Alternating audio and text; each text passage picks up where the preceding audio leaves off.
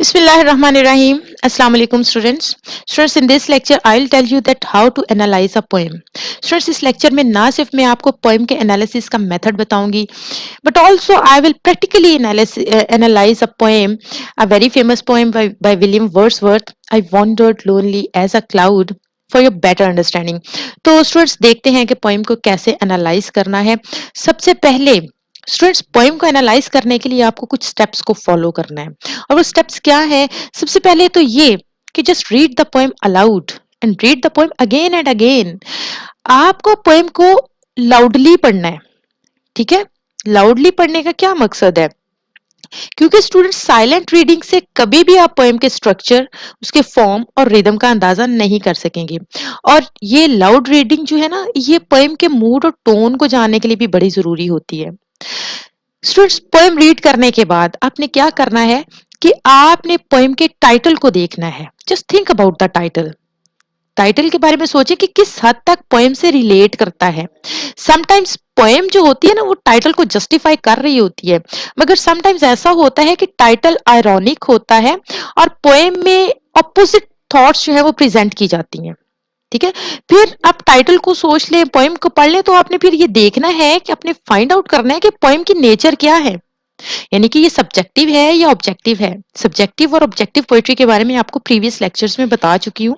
तो स्टूडेंट्स, आपने ये देखना है कि ये किसी खास ऑब्जेक्ट या इंसिडेंट को प्रेजेंट कर रही है या पोइट के पर्सनल इमोशंस को। अगर तो ये पोइट के पर्सनल इमोशंस को प्रेजेंट कर रही है तो इसका मतलब है कि ये पर्सनल पोइट्री या सब्जेक्टिव पोइट्री है। फिर स्टूडेंट्स, हमें इसके मूड और टोन को पता करना है, इसको आइडेंटिफाई करना है कि पोएम की जो फीलिंग्स हैं, पोएम जो फीलिंग्स कन्वे कर रही है वो ऑप्टिमिस्टिक फीलिंग्स है, पेसिमिस्टिक टोन रखती है ये पोएम, ये हैप्पी फीलिंग्स कन्वे कर रही है, ये कर रही है, या सैड फीलिंग्स कन्वे कर रही है। यानी कि इसकी टोन जो है ऑप्टिमिस्टिक है, पेसिमिस्टिक है, हैप्पी है या सैड है, आपको ये आइडेंटिफाई करना है, ठीक है। स्टूडेंट्स, इसको करने के बाद फिर आपने क्या करना है, you have to find out the theme. Theme find करना है कि पोइट क्या कन्वे करना चाहता है। What are the major motives और थीम्स इन दिस पोएम, ठीक है। और जब आप थीम को जान लें तो उसके बाद आपने पोएम को स्टाइलिस्टिकली एनालाइज करना है। यानी कि इसका स्टाइलिस्टिक्स एनालिसिस कैसे करेंगे कि you have to find out the literary devices in this poem, कि कौन सी ऐसी लिटरेरी डिवाइसेस हैं जिनको यूज करके पोइट ने पोएम को मजीद इमोटिव और इजी टू अंडरस्टैंड बनाया है, ठीक है। और जब आप लिटरेरी डिवाइसेस फाइंड आउट कर लें तो उसके बाद आपको क्या करना है, उसके बाद आपको इसकी पोइटिक डिवाइसेस को देखना है। Students, poetic devices, literary devices तो ऑल ओवर लिटरेचर यूज होती है ना। पोइटिक डिवाइसेस ऐसी डिवाइसेस होती हैं जो सिर्फ पोइट्री में यूज होती हैं, जैसे कि स्टांजा फॉर्म हो गया और इसका मीटर रिदम वगैरह हम लोगों को फाइंड आउट करना होगा। तो स्टूडेंट्स, ये है वो स्टेप्स जिनको फॉलो करके आप किसी पोएम को एनालाइज कर सकते हैं। आप क्या करते हैं कि अब मैं आपके सामने एक पोएम को एनालाइज करूंगी। एक बहुत ही फेमस पोएम विलियम वर्ड्सवर्थ की, I wandered lonely as a cloud. इसको हम एनालिसिस करेंगे so that you may understand the process completely. तो स्टूडेंट्स, सबसे पहले हम पोएम को पढ़ते हैं। I wandered lonely as a cloud that floats on high over vales and hills, when all at once I saw a crowd, a host of golden daffodils. Besides the lake, beneath the trees, fluttering and dancing in the breeze, continuous as the stars that shine and twinkle on the Milky Way. They stretched in never ending line along the margin of a bay. 10,000 saw I at a glance, tossing their heads in sprightly dance. The waves beside them danced, but they outdid the sparkling waves in glee. A poet could not but be gay. In such a jocund company, I gazed and gazed, but little thought what wealth the show to me had brought. For oft, when on my couch I lie, in vacant or in pensive mood, they flash upon that inward eye, which is the bliss of solitude, and then my heart with pleasure fills and dances with the daffodils. तो students ये है poem. तो अब हम देखते हैं students इस poem को अगर हम लोग पढ़ें और इसको मतलब इसको ट्रांसलेट करें अपनी अपनी लैंग्वेज में इसको समझें तो हम इसका थीम फाइंड आउट कर सकते हैं, ठीक है ना? तो इसका थीम क्या है स्टूडेंट्स? एक्चुअली इस पोएम में नेचर की कैप्टिवेटिंग ब्यूटी के बारे में बताया गया है, ठीक है? तो क्या है कि हम इस पोएम में कॉन्टिन्यूसली एक्सप्रेशंस ऑफ वंडर देखते हैं कि किस तरह नेचुरल ब्यूटी इंसानी मूड और फीलिंग्स पर इफेक्ट करती है। तो स्टूडेंट्स कह सकते हैं कि the major theme of this poem is nature and human involvement in natural beauty, ठीक है? और हम देखते हैं कि स्टूडेंट्स इस पोएम में पोइट की थॉट्स बयान की गई हैं, यानी कि उसके पर्सनल इमोशंस। तो ये एक सब्जेक्टिव पोएम है कि उसकी उसकी कैसे वो अकेला घूमता फिरता है और फिर वो लोनलीनेस फील करता है और फिर डैफोडिल्स को देखता है और ये इंसिडेंट उसकी लोनलीनेस को एकदम से खत्म कर देता है, ठीक है? वो नेचर के सीन से इस वंडरफुल सीन से इतना इम्प्रेस होता है कि जब भी वो कभी अलोन होता है, जब भी वो तन्हाई में इनके बारे में सोचता है, तो ये डैफोडिल्स उसके लिए सोर्स ऑफ हैप्पीनेस बन जाते हैं, ठीक है स्टूडेंट्स? अब हम देखते हैं स्टूडेंट्स कि कौन-कौन सी लिटरेरी डिवाइसेस पोएट ने यूज की हैं इसमें, इसको इजी टू अंडरस्टैंड बनाने के लिए, इसको मजीद ब्यूटीफाई करने के लिए और इसको इमोटिव बनाने के लिए कौन-कौन सी लिटरेरी डिवाइसेस यूज हुई हैं।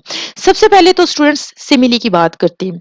सिमिली मैं आपको प्रीवियस लेक्चर्स में इसके बारे में बता चुकी हूँ कि सिमिली एक ऐसी डिवाइस है, ऐसी लिटरेरी डिवाइस है जिसमें दो डिफरेंट ऑब्जेक्ट्स को कंपेयर किया जाता है on the basis of their same quality और इसमें से लाइक और एज जैसे वर्ड्स यूज किए जाते हैं, ठीक है स्टूडेंट्स? तो हम देखते हैं कि फर्स्ट स्टैंजा में ही जो वर्ड्सवर्थ है उसने क्या किया है कि उसने फर्स्ट स्टैंजा में ही सिमिली यूज की है। जैसे कि हम देखते हैं यहाँ पे I wandered lonely as a cloud, ठीक है ना? एज अ क्लाउड ये जो है ये सिमिली यूज हुई है इसमें, ठीक है? और फिर इसके बाद हम सेकंड स्टैंजा में देखते हैं, जैसे वो कहता है कि continuous as the stars that shine, as the stars, stars की तरह, ठीक है ना? तो यहाँ पे भी उसने सिमिली यूज की है। तो इस तरह से उसने सिमिली को यूज करके अपनी इंटेंस फीलिंग्स की इंटेंसिटी जो है वो और अपनी पोएम को मजीद ब्यूटीफुल बना दी है, ठीक है? तो स्टूडेंट्स इसके बाद हम देखते हैं कि और कौन सी लिटरेरी डिवाइसेस इसने इसमें यूज की हैं और इसमें स्टूडेंट्स पर्सोनिफिकेशन उसने यूज की है, ठीक है? पर्सोनिफिकेशन क्या होती है? पर्सोनिफिकेशन में आप किसी इन एनिमेट ऑब्जेक्ट को, किसी लाइफलेस ऑब्जेक्ट को जो है ना पर्सोनिफाई कर देते हो। उसमें you just attribute human characteristics to lifeless objects, ठीक है? किसी बेजान चीज को इंसानी खसूसियात दे देना, वो होता है पर्सोनिफिकेशन। तो स्टूडेंट्स हम इसमें देखते हैं कि फर्स्ट स्टांजा में ही पोइट ने क्या किया है, पर्सोनिफाई कर दिया है डैफोडिल्स को। कैसे? When all at once I saw a crowd, ठीक है? When all at once I saw a crowd, ये क्राउड जो है लफ्ज स्टूडेंट्स ये तो स्पेसिफिकली यूज होता है इंसानों की गैदरिंग के लिए, ठीक है? अब यहाँ पे डैफोडिल्स की कलेक्शन को एक क्राउड का नाम देकर उसने इनको पर्सोनिफाई कर दिया है। उसके बाद अगर हम लोग देखें सेकंड स्टैंजा की लास्ट लाइन देखें, टॉसिंग देयर हेड्स, अपने हेड्स को टॉस करना एंड स्प्राइटली डांस, और डांसिंग डांसिंग और टॉसिंग हेड्स जो है ये तो क्वालिटी एक ह्यूमन क्वालिटी है। तो डैफोडिल्स को जो पोइट है उसने डांसिंग और टॉसिंग देयर हेड्स के थ्रू जो है वो पर्सोनिफाई कर दिया है, ये देखें, ठीक है ना? ये सारी लाइन में उसने पर्सोनिफिकेशन यूज की है, ठीक है? और उसके बाद स्टूडेंट्स हम लोग देखते हैं कि इस पोएम में मेटाफर यूज किया है। मेटाफर यूज किया गया है। मेटाफर क्या होता है students? Just like simile, metaphor में भी क्या होता है कि दो डिफरेंट ऑब्जेक्ट्स को कंपेयर किया जाता है on the basis of their same quality. लेकिन इसमें डिफरेंस ये है कि सिमिली में आप एज और लाइक का वर्ड यूज करते हो, ठीक है, और दोनों ऑब्जेक्ट्स को आमने सामने रखते हो। लेकिन मेटाफर में आप क्या करते हो कि you just take the whole object for the sake of other. आपने एज और लाइक का वर्ड इस्तेमाल नहीं करना, आपने पूरा का पूरा जो है ना वो ऑब्जेक्ट ही बोरो कर लेना है एक दूसरे ऑब्जेक्ट के लिए। फॉर एग्जाम्पल सिमिली में आप कहते हैं कि वो शेर की तरह बहादुर है, लेकिन आप मेटाफर में कहते हो कि वो शेर है।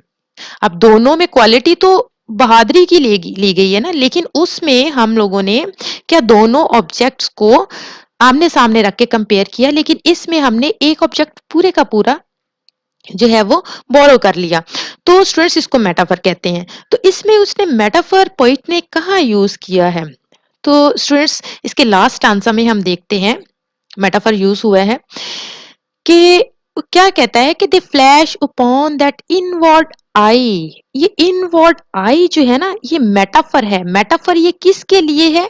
ये metaphor sweet memories of daffodils के लिए है, ठीक है ना। ये इनवर्ड आई का जो मेटाफर है ना, ये स्वीट मेमोरीज जो डैफोडिल्स की स्वीट मेमोरीज हैं उनको प्रेजेंट करता है, ठीक है। और इसके अलावा स्टूडेंट्स पोइट ने जगह जगह यहाँ पे इमेजरी यूज की है। इमेजरी क्या होती है? इमेजरी कुछ ऐसे वर्ड्स का इस्तेमाल होता है जिससे रीडर के माइंड में एक इमेज क्रिएट हो जाता है। रीडर विजुलाइज कर सकता है पोइट के इमोशंस को, उसकी फीलिंग्स को, ठीक है। तो हम देखें बहुत सारे वर्ड्स इसमें यूज किए गए हैं, जैसे मिल्की वे, जैसे नेवर एंडिंग लाइन। इस तरह के वर्ड्स हैं कि आपके माइंड में इमेज क्रिएट कर देते हैं कि नेवर एंडिंग लाइन, ठीक है, कभी ना खत्म होने वाली लाइन, कितने ज्यादा डैफोडिल्स होंगे, क्लाउड्स, इस तरह के वर्ड्स जो हैं वो यूज किए हैं। तो स्टूडेंट्स ये थी लिटरेरी डिवाइसेस जो इस पोएम में यूज हुई हैं। इसके बाद अब हम लोग सॉरी, ये लिटरेरी डिवाइसेस में फिगर्स ऑफ स्पीच थे जो यूज हुए हैं, और अब हम लोग साउंड डिवाइसेस जो हैं फाइंड आउट करेंगे कि इसमें साउंड डिवाइसेस कौन सी यूज हुई हैं। सो साउंड डिवाइसेस पोइट्री में क्यों यूज की जाती हैं? क्योंकि पोइट्री में साउंड डिवाइसेस पोइट्री की म्यूजिकलिटी को इन्हांस करने के लिए यूज की जाती हैं। तो हम देखते हैं कि विलियम वर्ड्सवर्थ ने कौन सी साउंड डिवाइसेस के थ्रू इसको ज्यादा म्यूजिकल बना दिया है। सबसे पहले तो देखें स्टूडेंट्स, एलिट्रेशन इसमें यूज हुई है, ठीक है। एलिट्रेशन कहाँ पे यूज हुई है? सबसे पहले तो मैं आपको बताती हूँ एलिट्रेशन होती क्या है। हम प्रीवियस लेक्चर्स में पढ़ चुके हैं, लेकिन स्टूडेंट्स एलिट्रेशन में क्या होता है कि कॉन्सोनेंट साउंड की रेपिटेशन होती है, और ये रेपिटेशन बड़ा म्यूजिक सा क्रिएट कर देती है। कहा यह जाता है कि कॉन्सोनेंट साउंड की कहीं पे भी with in the line words में कहीं पे भी रेपिटेशन जो है वो एलिट्रेशन होती है। लेकिन मोस्ट प्रोबेबली ये आती है, ये साउंड रिपीट होती है वर्ड्स के स्टार्ट में, ठीक है। With in the line in the start of the word consonant sound is repeated, ये एलिट्रेशन होती है। तो स्टूडेंट्स हम लोग देखते हैं कि राइटर ने पोइट ने कहाँ पे एलिट्रेशन यूज की है, ये देखें यहाँ पे आई गेज्ड एंड गेज्ड, यहाँ पे ग साउंड जो है वो रिपीट हो रही है ना, गेज्ड एंड गेज्ड। और इसके बाद बिल्कुल इसके नीचे आप देखें व्हाट वेल्थ, वो साउंड, ठीक है, व्हाट वेल्थ। यहाँ पे इस तरह से उसने जो है वो कुछ एलिट्रेशन यूज करके पोएम को और म्यूजिकल बना दिया है। इसके अलावा स्टूडेंट्स इसमें कॉन्सोनेंस भी यूज हुआ है जगह जगह पे। अब कॉन्सोनेंस क्या होता है स्टूडेंट्स? कॉन्सोनेंस जो है वो alliteration, repetition of consonant sound in the beginning of the word words होती है ना। तो consonance, repetition of consonant sound at the end of the word होती है विद इन द लाइन। एक लाइन के अंदर वर्ड्स के एंड पे जो रेपिटेशन कॉन्सोनेंट साउंड की होती है ना वो कॉन्सोनेंस होती है। तो स्टूडेंट्स हम लोग यहाँ पे देखते हैं कि राइटर ने जो है वो कॉन्सोनेंस कहाँ कहाँ यूज की है। तो स्टूडेंट्स फर्स्ट स्टांजा में ही हम देखें ना, तो कॉन्सोनेंस यूज किया है पोइट ने। जैसे कि हम ये देखें वेल्स एंड हिल्स, इसकी लास्ट कॉन्सोनेंट साउंड जो है हम देखते हैं कि सेम है, ठीक है।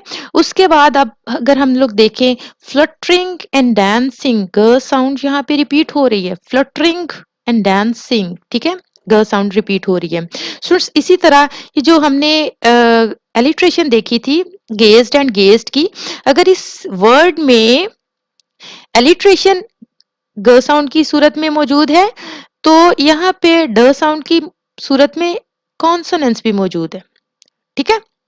तो इस तरह से पोइट ने एलिट्रेशन और कॉन्सोनेंस यूज करके इस पोएम में मजीद म्यूजिकलिटी क्रिएट कर दी है।